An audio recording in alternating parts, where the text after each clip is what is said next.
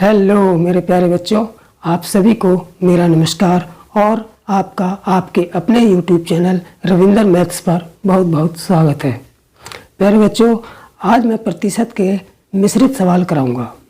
प्रतिशत के जितने भी इम्पोर्टेंट टाइप थे वो मैंने आप लोगों को करा दिए हैं। ठीक है, अब जो मिश्रित सवाल, जो बचे हुए सवाल हैं, कुछ इम्पोर्टेंट सवाल जो हैं बचे हुए अलग अलग टाइप के, वो मैं मिश्रित सब सवालों को मिला के मिश्रित सवाल कराऊंगा। ठीक है, तो चलिए देर न करते हुए शुरू करते हैं आज का टॉपिक मिश्रित सवाल। ठीक है, ये मिश्रित सवाल जो है जरूर एक वीडियो में भी पूरे हो सकते हैं, 2 वीडियो में भी या 3 वीडियो में, लेकिन जितने भी इम्पोर्टेंट सवाल होंगे वो मैं कंप्लीट कराऊंगा। ठीक है, तो देखिए मैंने सवाल पहले से लिख लिए हैं जिससे समय की थोड़ी सी बचत हो सके और उस बचे हुए समय में मैं आप लोगों को अच्छी तरीके से समझा सकूं। ठीक है, तो देखिए पहला सवाल क्या है कि 2 संख्याएं तीसरी संख्या से क्रमशः 30% तथा 37% कम है। यानी कि 2 संख्याएं हैं ऐसी जो किसी तीसरी संख्या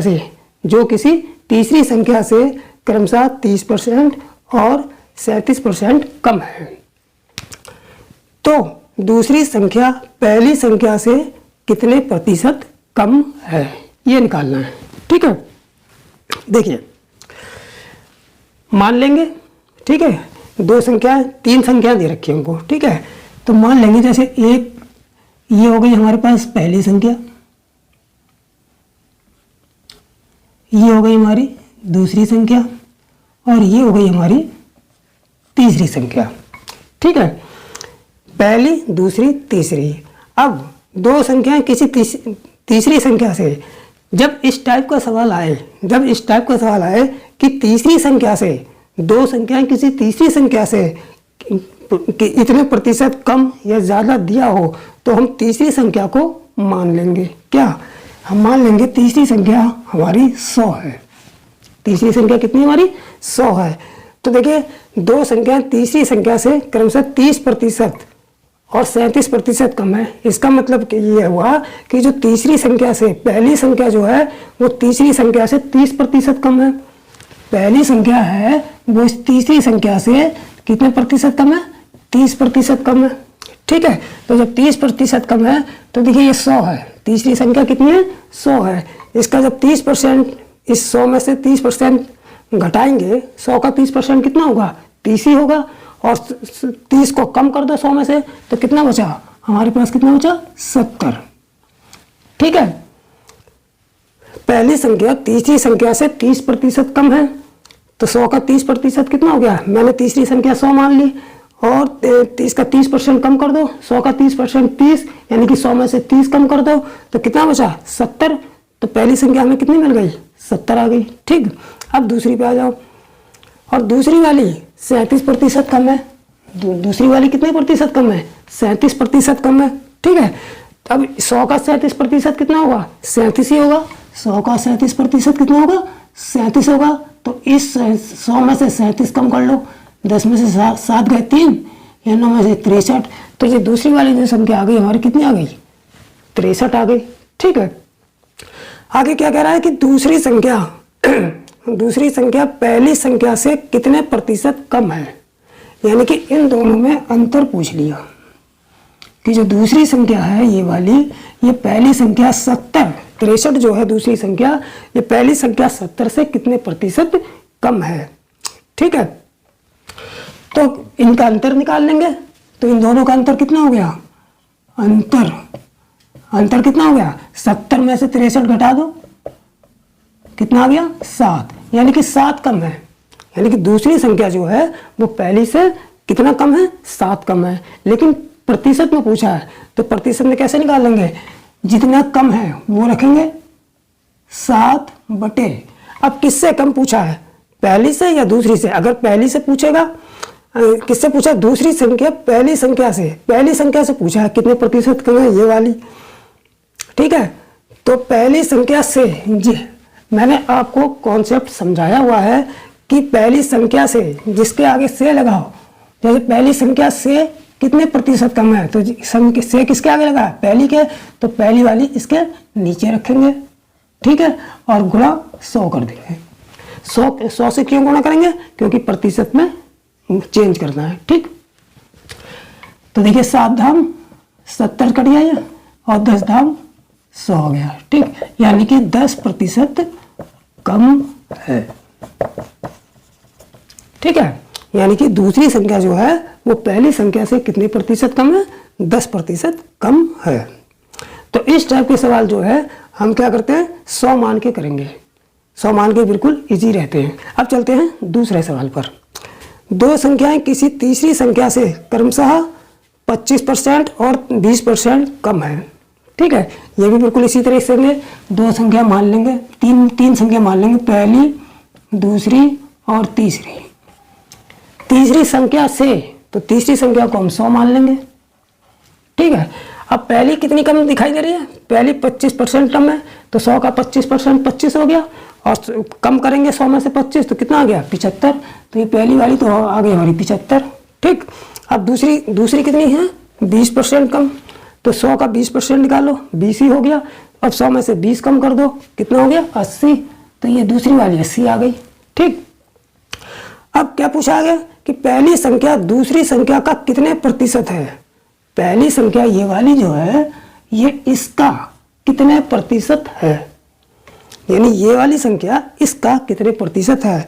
तो मैंने कॉन्सेप्ट में आप लोगों को बताया था कि जो पहली संख्या दूसरी संख्या का कितने प्रतिशत पूछेंगे, तो पहली संख्या का तो ऊपर रखेंगे, पहली संख्या कितनी 75, इसे ऊपर रखेंगे, और नीचे किसको रखते हैं, जिसके आगे का या से जुड़ा हो। तो दूसरी संख्या का कितने प्रतिशत है, तो दूसरी जिसका हमें निकालना होता है उसको नीचे रखते हैं, ठीक। 75/80 गुणा 100। जो नए बच्चे हैं वो जो मैंने पिछले जो भी वीडियो मैंने डाल रखे हैं प्रतिशत की प्लेलिस्ट में जाकर देख लेंगे, उसमें पूरा कॉन्सेप्ट मैंने समझाया है, ठीक है। तो जब उस कॉन्सेप्ट को पिछले वीडियो आप देखेंगे उसके बाद सवाल करेंगे तो और आपको अच्छा लगेगा, ठीक है। तो 75/80, तो पहली संख्या दूसरी संख्या का कितने प्रतिशत है, यानी कि 75 जो है 80 का कितने प्रतिशत है, तो 75 जिसके आगे का लगा होता है उसे नीचे रखते हैं, गुणा 100, ठीक। अब इसे काट दो, कितने से कटेगा, 5 से काट दो, 5 16 80, 5 15 75। तो ये हमारे पास आ गया, 4 से और कट जाएगा, 4 चौक 16, 4 25 100। तो ये गुणा करके कितना आ गया, 25 और 15 बचे, 15 पंजे 25 पंजे 100, 15 पंजे 75 की 5, 15 दूनी 30 और 7 37 बटे नीचे 4, ठीक है। अब इसको डिवाइड कर देंगे कितने से, यहाँ कर देता हूँ मैं, 3 4 से 375 को डिवाइड कर दो।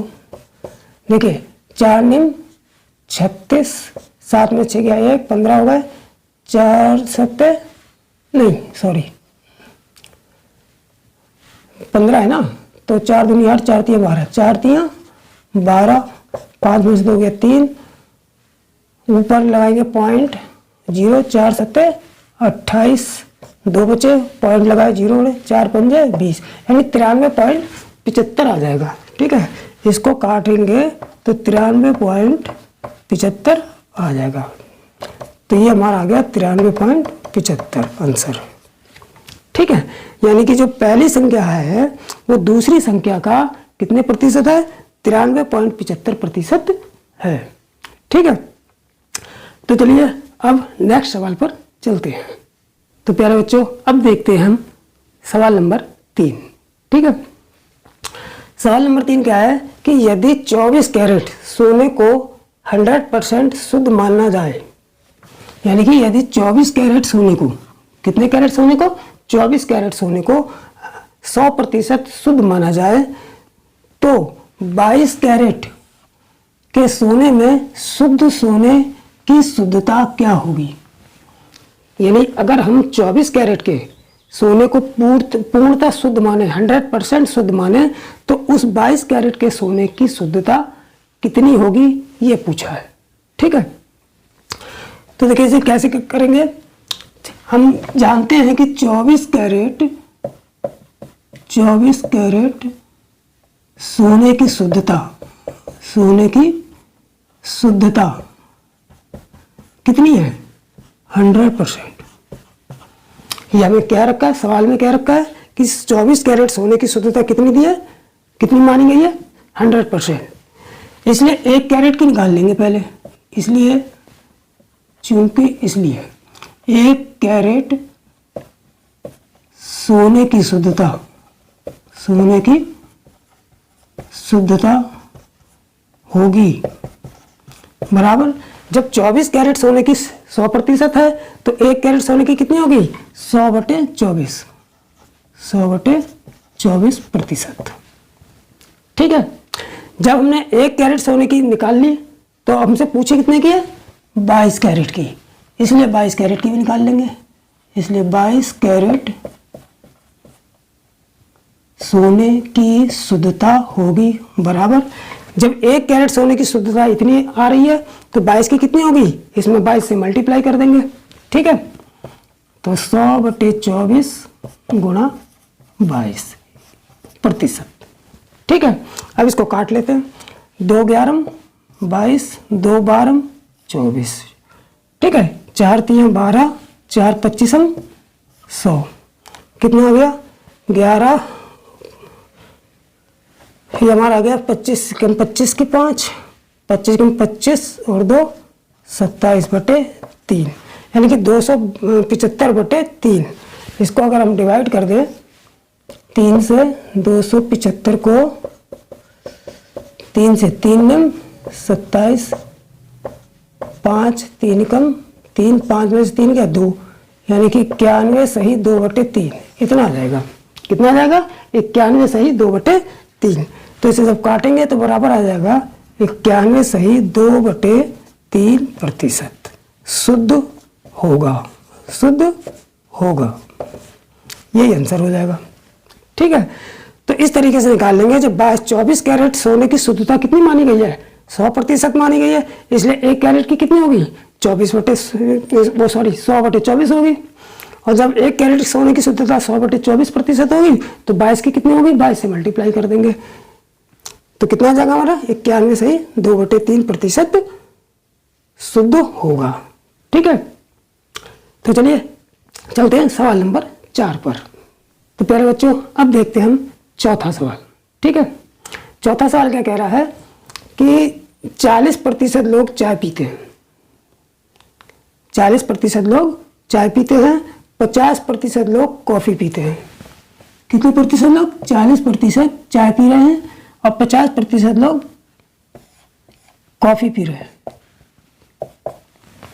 ठीक है, 10% लोग ऐसे हैं जो चाय और कॉफ़ी दोनों ही पीते हैं, चाय और कॉफ़ी दोनों ही पीते हैं, यानी कि 40% लोग चाय पीते हैं, 50% लोग कॉफ़ी पीते हैं और 10% लोग ऐसे हैं जो चाय और कॉफ़ी दोनों पीते हैं।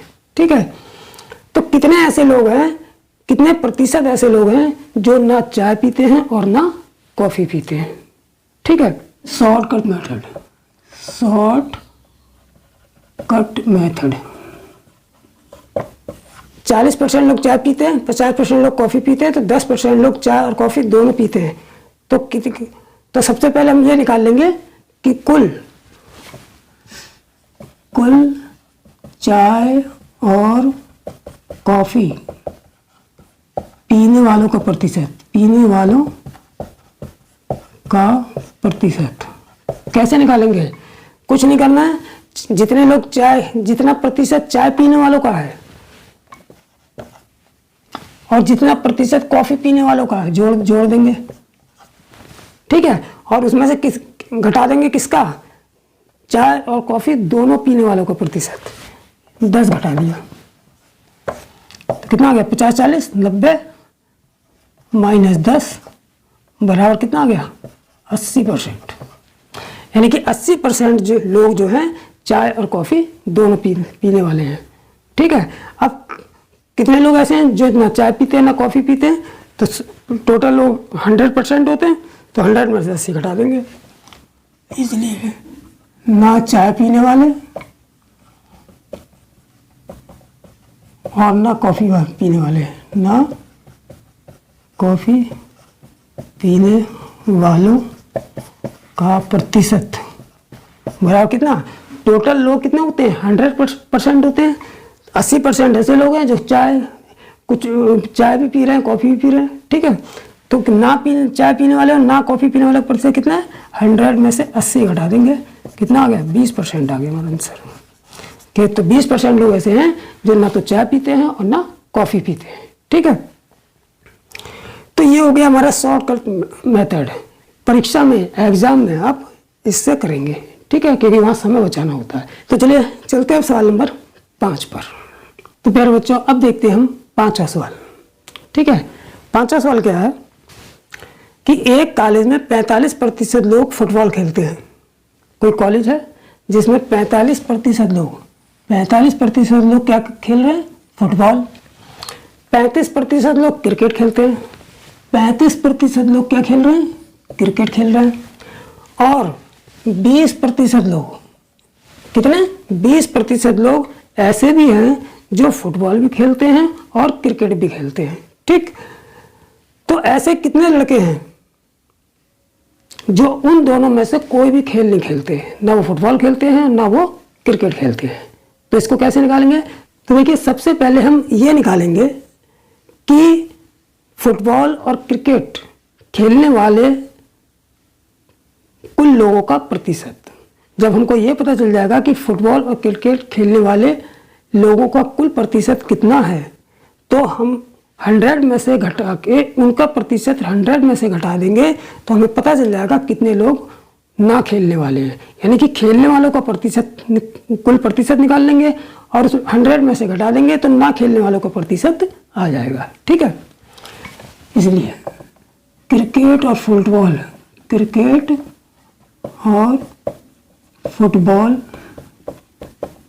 खेलने वाले लोगों का कुल संख्या प्रतिशत कैसे निकलेगा, जो फुटबॉल खेलने वाले प्रतिशत लोग जोड़ लेंगे प्लस फुटबॉल खेलने वाले प्रतिशत लोग प्लस 35 वो क्रिकेट खेलने वाले प्रतिशत लोग, दोनों को जोड़कर और इसमें से माइनस कर देंगे। क्या, इसमें से माइनस कितना कर देंगे, जो फुटबॉल और क्रिकेट दोनों खेलने वाले प्रतिशत लोगों को, कितने हैं दोनों खेलने वाले, 20%।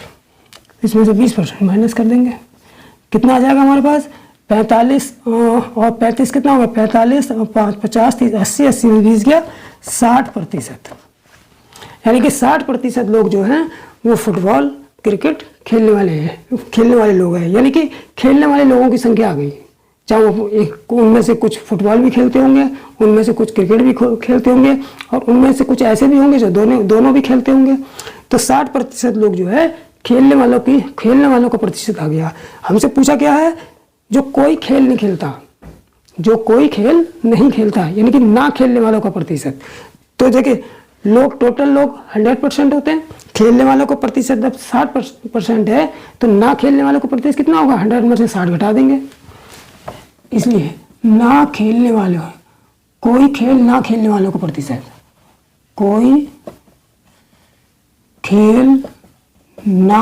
वालों का प्रतिशत, ना खेलने वालों का प्रतिशत कितना हो जाएगा, टोटल लोग 100% होते हैं, 100 में से खेलने वालों को घटा दो 60, कितना आ गया, 40% लोग, ठीक है। तो 40% लोग ऐसे हैं जो कोई खेल नहीं खेलते हैं, ना वो क्रिकेट खेलते हैं और ना वो फुटबॉल खेलते हैं, ठीक। देखिए प्यारे बच्चों, अब देखते हैं छठा सवाल क्या कह रहा है कि किसी परीक्षा में, देखिए सवाल वही है, बस कभी परीक्षा आ जाएगी तो कभी क्रिकेट फुटबॉल आ जाएंगे तो कभी चाय कॉफ़ी आ जाएगा, लेकिन सवालों का जो स्वरूप है वो एक ही जैसा रहेगा, उसमें कोई चेंजिंग नहीं है। अब वहाँ पर क्रिकेट की जगह अब इन्होंने छात्र दे दिए और सब्जेक्ट दे दिए, चाय कॉफ़ी की जगह सब्जेक्ट आ गया, पहले चाय कॉफ़ी की जगह फुटबॉल और क्रिकेट आ गया था, अब फुटबॉल क्रिकेट की जगह क्या कर दिया इन्होंने, सब्जेक्ट गणित और विज्ञान कर दिया। उसमें फेल हो रहे हैं तो पास होने वालों का प्रतिशत बताओ, फुटबॉल क्रिकेट में क्या कह रहे थे कि इतने लोग खेल रहे हैं तो ना खेलने वालों को प्रतिशत बताओ। चाय कॉफ़ी में क्या कह रहे हैं कि इतने लोग चाय कॉफ़ी पी रहे हैं तो ना पीने वालों को प्रतिशत बताओ। तो सवाल का स्वरूप वही है, बस थोड़ी थोड़ी चेंजिंग करके अलग अलग तरीके से सवाल पूछा जा रहा है। ठीक है, तो यहाँ भी वही काम करेंगे। ठीक, जैसे क्या पूछा है कि किसी परीक्षा में 35% छात्र गणित में, कितने 35% छात्र गणित में कितने छात्र हैं 35%। ठीक है, गणित में 30% छात्र, विज्ञान में कितने 30%, तथा दोनों विषयों में 10% छात्र फेल हुए। यानी कि गणित में 35% फेल हुए, विज्ञान में 30% फेल हुए, और विज्ञान और गणित दोनों में, विज्ञान और गणित दोनों में कितने फेल हुए 10% फेल हुए। ठीक है, तो क्या पूछा कि तो पास होने वाले छात्रों का प्रतिशत बताओ।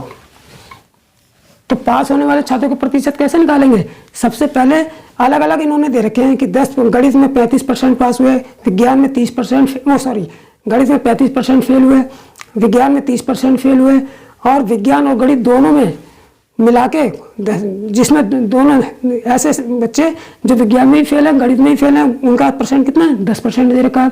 तो हम टोटल निकाल लेंगे कि कुल विज्ञान और गणित में कुल कितने बच्चे फेल हैं। तो ये कैसे निकालते हैं कि जो अलग अलग दे रखा है दोनों को जोड़ेंगे।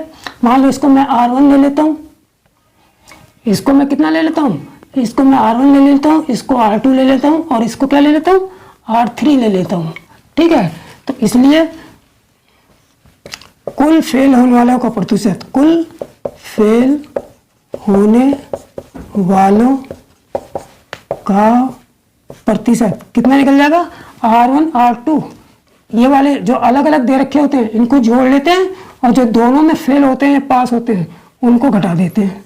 ठीक है, लेकिन एक बात को याद रखना है, अगर यहाँ पर गणित में 35% यहाँ भी फेल हो रहे हैं, यहाँ भी फेल हो रहे हैं, और यहाँ भी फेल हो रहे हैं, तभी इन दोनों को जोड़ के ये घटेगा।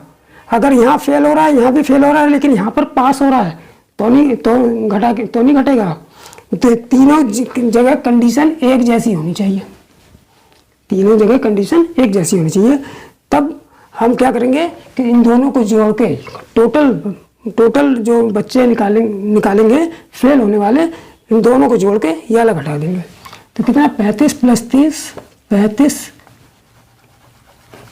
क्या मान का R1 R2 R3, R1 + R2 - R3, तो ये हो गया 35 + 30 - 10, तो कितना आ गया 35 और 30 65 55, यानी कि 55% बच्चे, 35 और 30 कितने हो गए 65 में से 10 गया 55, यानी 55% बच्चे ऐसे हैं जो फेल हो गए गणित, कुछ जिसमें से कुछ गणित में फेल हुए, कुछ विज्ञान में फेल हुए, कुछ दोनों में ही फेल हो गए थे। ठीक है, अब पास होने वाले पूछे हमसे, कौन से पूछे? पास होने वाले। तो इसलिए पास होने वालों का प्रतिशत, इसलिए पास होने वालों का प्रतिशत। देखिए, पास होने वाले को प्रतिशत, टोटल बच्चे 100% होते हैं, फेल होने वाले पता चल गया 55%, तो पास होने वाले कितने 100 में से 55 घटा देंगे, 100 में से 55 घटा देंगे बराबर 45% आंसर। ठीक है, यानी पास होने वाले बच्चे कितने हैं 45% हैं। ठीक, तो इस बात को बिल्कुल अच्छी तरीके से याद रखेंगे कि अब देखिए यहाँ पर, जब यहाँ पर फेल है, गणित में फेल है, विज्ञान में फेल है, तो गणित और विज्ञान दोनों में फेल है, तो कुल फेल कैसे निकालेंगे? गणित में फेल प्लस विज्ञान में फेल माइनस दोनों में फेल, तो कुल फेल आ जाएगा। फिर उसके बाद कुल पास कैसे निकालेंगे? 100 में से कुल फेल घटा देंगे। ठीक, इसी प्रकार चाय कॉफ़ी वाले में करते हैं कि अगर यहाँ पर चाय होती, चाय पीने वाले 35, कॉफ़ी वाले 30, दोनों पीने वाले 10 होते, तो कुल चाय कॉफ़ी पीने वाले कैसे निकालते हैं कि चाय पीने वाले प्लस कॉफ़ी पीने वाले माइनस दोनों पीने वाले, तो कुल पीने वालों की संख्या आ जाती है। ना पीने वालों की कैसे निकालेंगे? टोटल 100% होते हैं, कुल पीने वालों के प्रतिशत में से 100% में से 100 में से कुल पीने वालों का प्रतिशत घटा देंगे तो ना पीने वालों का आ जाएगा। ठीक है, ऐसे क्रिकेट और फुटबॉल में भी हुआ था। क्रिकेट यहाँ पर मान लो 35% ये क्रिकेट है, ये फुटबॉल है, और यह क्रिकेट और फुटबॉल दोनों है, तो ना खेलने वालों की संख्या प्रतिशत कितना है? तो पहले कुल खेलने वालों का प्रतिशत निकाल लेंगे। कैसे? कि क्रिकेट वाले प्लस फुटबॉल वाले प्लस क्रिकेट और फुटबॉल फिर माइनस क्रिकेट वाले प्लस फुटबॉल वाले माइनस क्रिकेट और फुटबॉल दोनों वाले करके कुल खेलने वाले बच्चे निकाल लेंगे। ठीक है, अब ना खेलने वाले कैसे निकालेंगे? 100 में से ना खेलने वाले बच्चों का प्रतिशत घटा देंगे तो ना खेलने वाले बच्चों का प्रतिशत आ जाएगा। ठीक है, तो मेरे हिसाब से आप लोगों को ये सवाल अच्छी तरीके से समझ में आ गया होगा। ठीक है, तो चलिए अब चलते हैं 7वें सवाल पर। तो प्यारे बच्चों, देख लेते हैं 7वां सवाल और अंतिम सवाल। ठीक है, इस वीडियो का अंतिम सवाल और 7वां सवाल। ठीक, तो देखिए क्या है कि किसी कार्यालय में स्टाफ का 40% महिलाएं हैं, यानी कि कोई ऑफिस है जिसमें टोटल का 40% महिलाएं हैं। टोटल का 40% क्या है? महिलाएं हैं, जिसमें से 70% महिला स्टाफ और 50% पुरुष स्टाफ विवाहित है। तो कार्यालय में कुल अविवाहित स्टाफ का प्रतिशत निकालना है। तो इसमें भी हम मान के चलेंगे, संख्या मान लेंगे। मान लेते हैं कि स्टाफ जो है वो कितना है? पूरा 100 है। हमने स्टाफ कितना मान लिया? पूरा 100 लोगों का है, जिसमें पुरुष और महिला दोनों शामिल हैं, जिसमें पुरुष प्लस महिला, ये 100 मान लिया हमने। और स्टाफ हमने 100 लोगों का मान लिया, जिसमें पुरुष और महिला दोनों शामिल हैं। ठीक है, अब ये कह रहा है कि 40% महिलाएं हैं। तो जब 40% महिलाएं होंगी तो पुरुष कितने हो गए? 100 में से 40 घटा दो। जब 40% महिलाएं हैं तो 100, ये टोटल का स्टाफ मैंने 100 माना है, तो 100 का 40% 40 हुआ, इसका मतलब 40 महिलाएं हो गई। महिलाएं कितनी हो गई? महिला हो गई 40। ठीक है, महिला कितनी हो गई? 40। और जब महिलाएं 40 हो गई तो पुरुष कितने हो गए? पुरुष हो गए हमारे 60।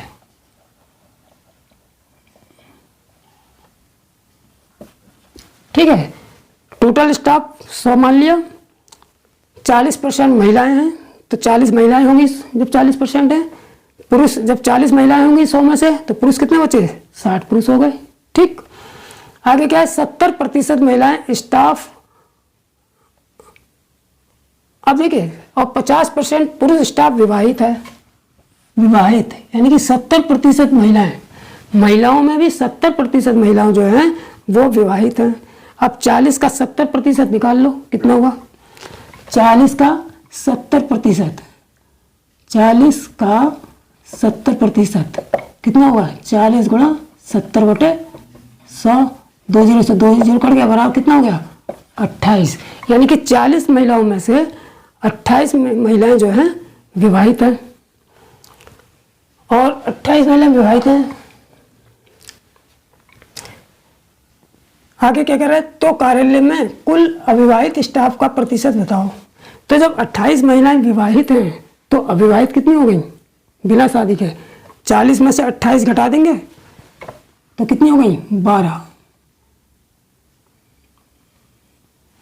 देखिए, ये तो विवाहित हो गई, 70% महिलाएं तो विवाहित हो गई, यानी कि 28 महिलाएं।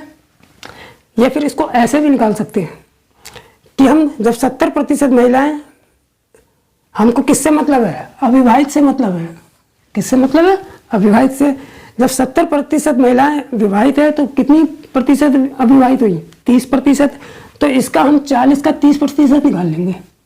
40 का 30%, 30/100, 4 3 12, यानी कि 12 महिलाएं हो गई। आ गया समझ में? हम क्यों निकालेंगे? हम विवाहित से कोई मतलब ही नहीं रखेंगे, क्योंकि विवाहित हमसे पूछा नहीं है। हमसे क्या पूछा? अविवाहित। तो हम क्या करेंगे, जब 70% महिलाएं विवाहित हैं तो अविवाहित कितनी होंगी? 30%। तो 40 का 30% निकाल लेंगे, 30% कितना आ गया? 12 आ गया। तो ये हो गए अविवाहित, 12 अविवाहित, अविवाहित। ठीक है। अब पुरुष में कितने अविवाहित हैं? 50%। पुरुष में कितने हैं? 50%, यानी कि आधे आधे 50% है मतलब। तो इसका मतलब 50% अविवाहित हैं। जब 50% विवाहित हैं तो 50% यानी आधे अविवाहित हैं। तो यहाँ 60 पुरुष हैं केवल, तो 60 में से 30 कितने हो गए? 30 अविवाहित हो गए, यानी कि 50%। 60 का 50% कितना होगा? 30 ही होगा। तो अविवाहित हो गए। ठीक। अब क्या पूछा? कुल अविवाहित स्टाफ का प्रतिशत। कुल अविवाहित स्टाफ का प्रतिशत पूछा है। तो कुल अविवाहित कितने हो गए? कुल अविवाहित स्टाफ कितना हो गया? 12 तो महिलाएं अविवाहित हैं और 30 पुरुष अविवाहित हैं, तो दोनों को जोड़ लेंगे। 12 + 30 यानी कि 42। यानी कि 100 का स्टाफ है, 100 के स्टाफ में 42 लोग जो है अविवाहित हैं। और तो प्रतिशत में कितने होंगे? प्रतिशत में, इसलिए प्रतिशत में अविवाहित, प्रतिशत अविवाहित बराबर कितना आ गया? 42% हो गया। क्योंकि 100 टोटल स्टाफ हमने जब 100 माना है, 100 में से 42 लोग जो हैं अविवाहित हैं, तो 42% भी हो गए। ठीक है। तो 42% लोग जो हैं अविवाहित हैं। ठीक। तो इस तरीके से इस सवाल को कर लेंगे। ये छोटे छोटे सवाल हैं जो अक्सर जो है पेपरों में खूब आते हैं और मोस्ट इम्पोर्टेंट क्वेश्चन है। आप लोग इनको अच्छी तरह से कंटेस्ट कर लीजिए। हाँ, अगर इनमें से कोई भी सवाल अगर आप लोगों की समझ में नहीं आया है तो कमेंट करके मुझे बताएंगे। तो आज का वीडियो मैं यहीं पर ख़त्म करता हूँ। ठीक है। और आप लोग अपनी तैयारी को खूब जारी रखिए और इस चैनल को सब्सक्राइब जरूर कर लें, क्योंकि ये कोर्स मैं पूरा कंप्लीट करा रहा हूँ। ठीक है। कोई भी वीडियो मिस मत कीजिए। एक भी वीडियो मिस होगा तो आप जो है आपकी तैयारी में जो है अधूरापन रह जाएगा। ठीक है। मैं पॉइंट टू पॉइंट हर टॉपिक का पॉइंट टू पॉइंट कवर करा रहा हूँ। ठीक है। आज का टॉपिक मैं यहीं पे ख़त्म करता हूँ। फिर नेक्स्ट वीडियो में कुछ मिश्रित और सवालों को लेकर प्रस्तुत होऊंगा। तब तक के लिए जय हिंद, जय भारत।